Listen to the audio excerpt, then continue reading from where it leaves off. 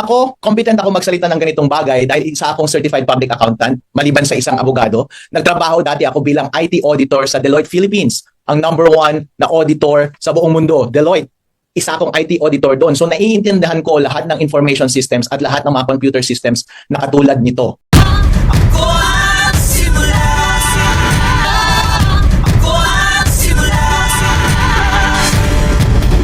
Sinampahan ng Commission on Elections na reklamong paglabag sa anti-cybercrime law ang isang abogado at kandidatong vice mayor ng Reyna Mercedes Isabela, ito dahil sa kanyang post sa social media. Ayon sa komisyon, hindi nila hahayaan ang sinuman na magpakalat ng mga fake news kaugnay ng nalalapit na halalan. Nagpapatrol, Johnson Manabat. Maagang nagtungo sa Manila City Prosecutor's Office sa mga opisyal ng Commission on Elections dalang mga dokumentong naglalaman ng reklamong paglabag sa anti-cybercrime law laban sa isang abogado at kandidatong vice mayor ng Reyna Mercedes sa lalawigan ng Isabela. Ang ugat ng reklamo dahil sa isang post sa social media noong Enero. Ngayon ay meron akong ginawang demo, hypothetical na voting machine, at ipapakita ko sa inyo yung code kung paano talaga ihahack yung voting machines para madaya yung elections. Meron po siyang mga pinalabas sa ating pong sa social media, sa Facebook, more particularly na mga video na sinasabi niya na kaya daw niyang manipulahin ang ating vote counting machines. Meron daw mga backroom program na kayang gawa ng paraan ang lahat ng ang eleksyon. Actual daw, kunwari, actual na minamaniobra niya ang halalan. Ito po ay napaka-dangerous, napaka-mapanganib.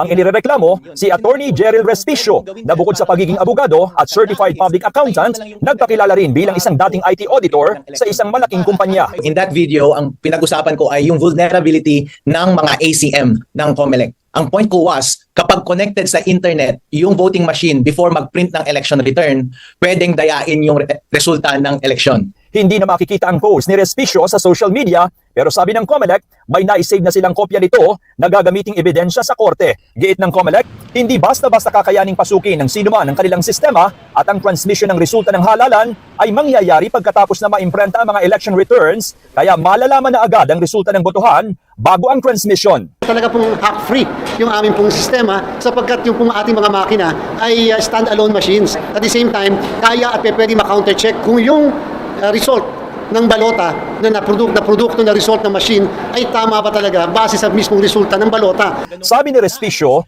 sinubukan niyang kausapin ng mga local COMELEC officials sa kanilang probinsya para sana ipaliwanag ang anyay vulnerability na. Kaya ang social media ang naisip niyang paraan. Of COMELEC, anong reaction po ninyo? Well, ang kaso nila sa akin was about that video. In that video, ang pinag-usapan ko ay yung vulnerability ng mga ACM ng COMELEC. Ang point ko was, kapag connected sa internet, yung voting machine before mag-print ng election return, pwedeng dayain yung resulta ng election. Paano?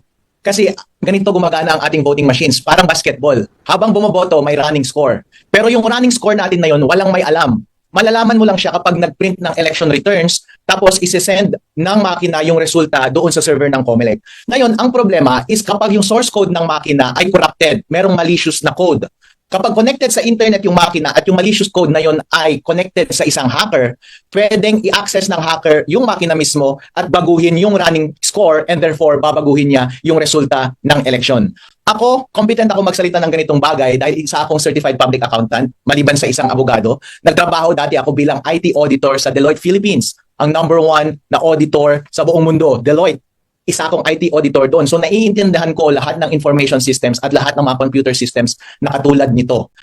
Essentially, kapag meron kang gadget, katulad ng isang voting machine or katulad ng cellphone mo or laptop, try mo siya dalhin sa Green Hills, kahit may password yan. Di ba pwede nilang baguhin yung laman ng laptop mo? Pwede nilang baguhin yung operating system? Ganon din ang pwede nilang gawin sa voting machine. Kahit na sinong tao na may physical access dyan sa voting machine at lumapit ka sa voting machine, pwede mong baguhin yon at mula sa labas, parang walang mali, pero merong potential na vulnerability yung makina na yon, merong malicious code. At pagdating ng election, yung malicious code na yon ay pwedeng i-take advantage ng mga hacker para makipag-usap doon sa makina at in real time, bago mag-print ng election return, babaguhin nila yung resulta ng election. Tinays ko ito as a concern dahil naiintindihan ko kung paano gumana ang mga ganitong bagay-bagay. At pinag-usapan ko ito para makagawa ng punto sa COMELEC na, hey COMELEC, may vulnerability sa ating voting machine, may vulnerability sa rules ninyo. Kasi ang rules ninyo ngayon ay nagsasabi na dapat connected yung voting machine sa internet all throughout the day.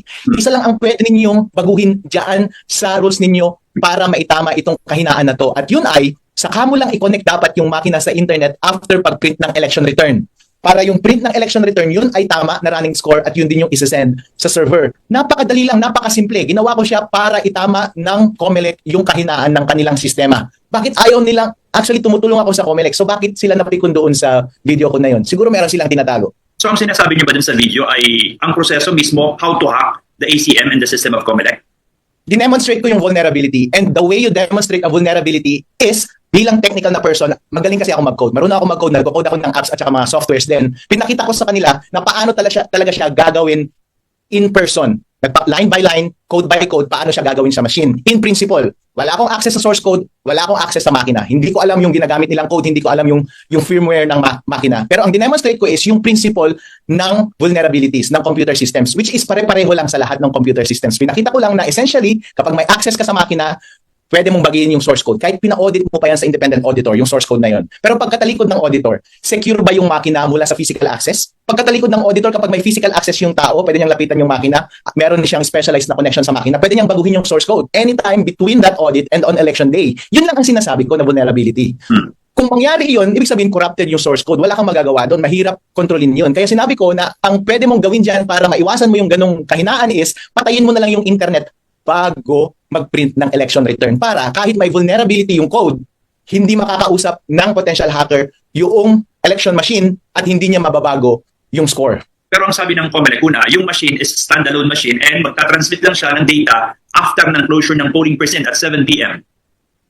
That is true. Yun ang sabi ng rules. Paano kapag merong malicious code doon sa makina mismo at connected siya sa internet? Siyempre, yung mandaraya, yung hacker, siyempre gagawa siya out of procedures, hindi ba? Pero kapag connected sa internet at corrupted doon, pwede nang nag-uusap yung makina at saka hacker. Kahit na anong instruction, pwede niya nang i-shoot doon sa makina. Kahit sabihin mong dapat, yun ang dapat. Pero kapag compromise na yung source code, ibig sabihin, lahat ng hindi dapat, pwede nang mangyari. Which is yun yung dinemonstrate ko. Kahit ano pa ang ilagay mo dyan sa rules na yan, pero itong vulnerability na ito, hindi mo clinose, ito yung possible na pwedeng gawin. Dinemonstrate ko siya para maintindihan ng COMELEC yung kahinaan ng voting system at sana may correct nila at simple lang siya i-correct. Attorney, how do you plan to address, to answer the complaint against you? Anti-cybercrime crime law ang isinampa pong reklamo sa inyo, and sabi ng COMELEC, magpa-file din sila ng disbarment case and then they will go to the PRC para sa inyong lisensya as CPA. Alright, no problem. Kailangan nating harapin yung mga ganyang mga challenges. Pero dito masusubok yung kalayaan natin bilang mga Pilipino. Ano ba ang gagawin ng gobyerno? Patatahimikin niya ba yung mga tao na nagsasabi ng mga gawain ng gobyerno para itama ang gobyerno? O papakinggan niya sila at itatama yung mga mali? O kaya naman patatahimikin niya tulad ng ginagawa ngayon? Ang suggestion ko sa COMELEC ay, hello COMELEC, freedom of speech ito. Bilang citizen ng Pilipinas, may karapatan akong magsalita at magkomento sa lahat ng transaksyon ng government. At ito lamang ay para itama yung mga kahinaan ng gobyerno, para maging tama. Dapat ang gawin ng COMELEC ay makinig sila at tingnan nila sa sarili nila kung anong mali at itama nila. Ngayon, ang hindi dapat nilang gawin ay patahimikin ang tao at abusuhin ang kanilang karapatan na magsalita laban sa ating gobyerno. Dahil fundamental right yan, freedom of speech. Nangyari na yan nung nakaraang mga administrasyon sa iba't ibang bansa. Kaka-celebrate lang natin ng EDSA Revolution. Yung gobyerno na pinapatahimik ang tao na nagsasabi ng katotohanan sa huli ay hindi nananalo. Hindi magiging magandang itsura nito sa COMELEC. Hindi magiging magandang itsura nito kay Commissioner Garcia. Dapat maging mature siya sa approach, pakinggan niya yung concern, and i-address niya yung concern mismo. Huwag niyang patahimikan yung tao. Kasi kapag ganun ang mangyayari, mukha lang silang guilty. Kapag hindi totoo yung sinasabi ko, let the public judge for themselves. Attorney, last na lamang po. Ano kaya kung halimbawa yung gesture po ninyo or yung naging action ninyo instead of posting on social media ay nakipag-coordinate kayo sa COMELEC to inform them the vulnerability of the ACMs? Yep, nakipag-usap. Actually, nangyari yung ginawa ko sa social media kasi nag-demo yung COMELEC sa aming bayan. Tumatakbo kasi ang Vice Mayor Sarina Mercedes ng Isabela at may demonstration sila ng machines. Bilang expert sa IT, kinausap ko yung mga COMELEC official kung paano talaga gumagana yung mga voting machine. At saka cross-reference ko yun, pinag-aralan ko yung mga procedure ng COMELEC, paano i-handle yung mga voting machine. And doon ko nakita yung vulnerability. Attorney, last na lamang po. Ano kaya kung halimbawa yung gesture po ninyo or yung naging action ninyo instead of posting on social media ay nakipag-coordinate kayo sa COMELEC to inform them the vulnerability of the ACMs? Yep, nakipag-usap. Actually, nangyari yung ginawa ko sa social media kasi nag-demo yung COMELEC sa aming bayan. Tumatakbo kasi ang Vice Mayor Sarina Mercedes ng Isabela at may demonstration sila ng machines. Bilang expert sa IT, kinausap ko yung mga COMELEC official kung paano talaga gumagana yung mga voting machine. At saka cross-reference ko yun, pinag-aralan ko yung mga procedure ng COMELEC, paano i-handle yung mga voting machine. And doon ko nakita yung vulnerability. Actually, release ko ito sa head ng COMELEC dun sa local namin. Nakausap ko rin yung probinsya ng COMELEC yung provincial head ng COMELEC sa aming probinsya sa Isabela. And you know what, kung anong sagot nila sa atin? Of course, i-expect mo defensive and dismissive. Hindi mo maasahan na sasagot sila. Kapag kakausapin mo yung COMELEC ngayon, sa tingin mo, seseryosohin nila yung mga hinaing ko sa kanila. So, ang tanging paraan lamang para mapakinggan ang mga bagay-bagay na magpapatama sa ating gobyerno ay ang karapatan nating magsalita sa harap ng publiko para ang taong bayan ay mabigyan ng impormasyon at sana yung gobyerno natin magkaroon ng konsensya.